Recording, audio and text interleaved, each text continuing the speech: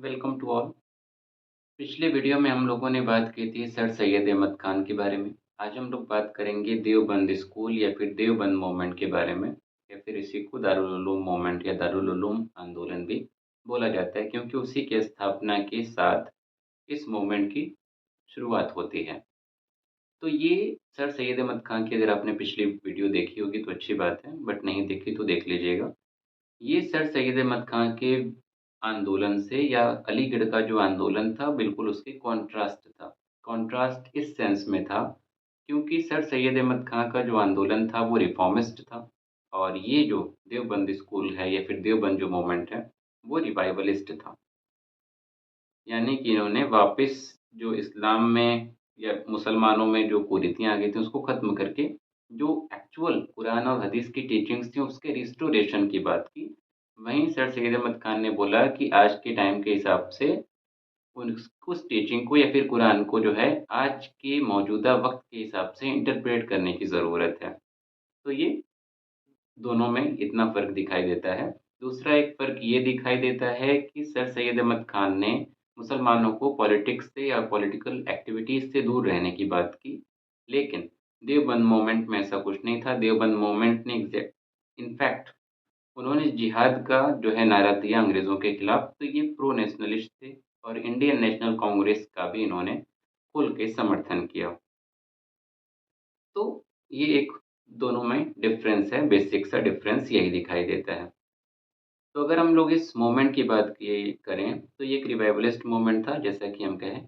इसके 2 ऑब्जेक्टिव थे। पहला ऑब्जेक्टिव ये था कि इस्लाम की जो प्योर टीचिंग्स हैं, जो वास्तविक जो उसकी शिक्षा है, कुरान और हदीस की रोशनी में जो है, उसको फिर से प्रोपेगेट किया जाए, क्योंकि उसकी अहमियत ख़त्म हो गई थी। और दूसरा ये कि अंग्रेज़ों के खिलाफ़ या जो बाहरी हैं, फ़ॉरेन रूलर्स हैं, उनके खिलाफ़ जिहाद किया जाए। तो जिहाद करने का मतलब ये नहीं है कि जो है आजकल सोशल मीडिया पे चलता है, आजकल न्यूज़ पे चलता है, और बड़े-बड़े न्यूज़ चैनल ये फालतू की बातें करते रहते हैं, कभी क्रिकेट जिहाद, तो कभी टमाटर जिहाद। तो ये सब बकवास बातें हैं। किसी भी धर्म के बारे में या चीज़ों के बारे में टिप्पणी करने से पहले उसी धर्म की किताबें एटलीस्ट पढ़ लेनी चाहिए। ज़रूरी नहीं कि 1-2 लोगों को आपने सुना, चाहे मान लीजिए कि हम किसी हिंदू से मिलें या किसी मुस्लिम से अगर मिलें, और वो कुछ ऐसी चीज़ें कर रहा है जो उसके धर्म के खिलाफ है, तो इसका मतलब उस धर्म ही जो है बेकार नहीं है। तो अच्छा ये है कि कमेंट करने से पहले पूरी जानकारी जो है प्राप्त कर लेनी चाहिए। तो जिहाद का मतलब बेसिकली होता है जद्दोजहद करना, जो चीज़ें गलत हैं, जो चीज़ें बुरी हैं, उसके खिलाफ आवाज़ उठाना, उसके खिलाफ लड़ना। यही बेसिकली जो है जिहाद होता है। तो अंग्रेज़ों के खिलाफ इन्होंने जिहाद का नारा दिया। अगर इस मूवमेंट की बात की जाए तो इसकी शुरुआत 1866 में हुई, 1866 ईस्वी में हुई, जब सहारनपुर ज़िले में देवबंद में दारुल उलूम की स्थापना की गई थी, और इसकी स्थापना की मोहम्मद कासिम नानोतवी ने और राशिद अहमद गंगोई ने। और इसका मकसद ये था कि जो धार्मिक लीडर्स जो है तैयार किए जाएँ, ताकि मुस्लिम कम्युनिटी के वेलफेयर के लिए काम कर सकें। और वेलफेयर कैसा? कि ये मोरल और रिलीजियस रीजनरेशन की बात की, नैतिक और धार्मिक शिक्षा की बात की।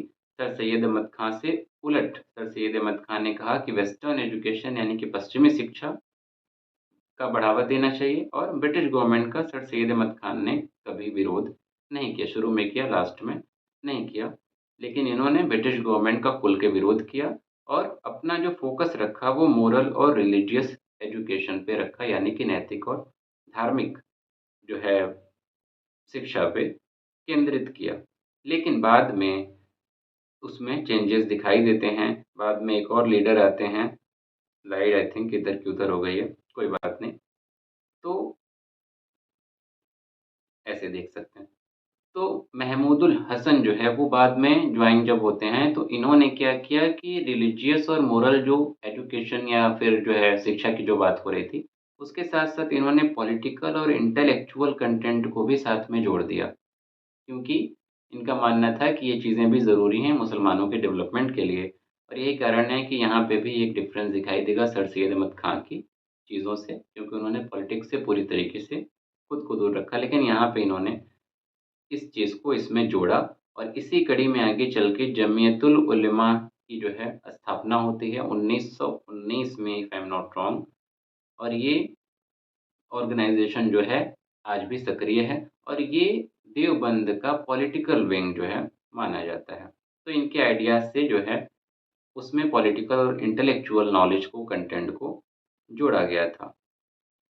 इसके साथ-साथ ख़ास बात एक ये है जो प्रीलिम्स में हो सकता है, अगर आप सिविल सर्विसेज़ का पेपर दें, तो उसमें भी हो सकता है पूछ दे कि देवबंद ने जो है यूनाइटेड पैट्रियोटिक एसोसिएशन और मोहम्मडन एंग्लो ओरिएंटल एसोसिएशन के खिलाफ फतवा जारी किया, जो कि सर सैयद अहमद खान का था। तो उसकी वजह भी वही थी, जो अगर आपने वीडियो देखा और जो शुरू में वो बातें बताई हैं कि उन दोनों में जो मतभेद था विचारों को लेके, उस मतभेद की वजह से फतवा जारी किया गया।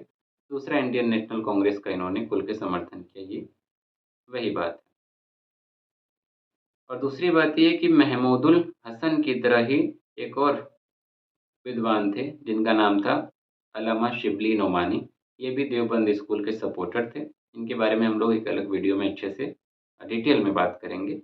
बट हाँ, इन्होंने देवबंद स्कूल का भी सपोर्ट किया और महमूदुल हसन की तरह ही इन्होंने भी बोला कि जो वोकेशनल जो नॉलेज है, धर्म और नैतिक शिक्षा को छोड़ के उसके अलावा बाकी एजुकेशन पे भी ध्यान देना चाहिए, इंग्लिश लैंग्वेज पे फ़ोकस किया, यूरोपियन साइंस पे भी इन्होंने फ़ोकस किया और उसको साथ में लेके चलने की बात की।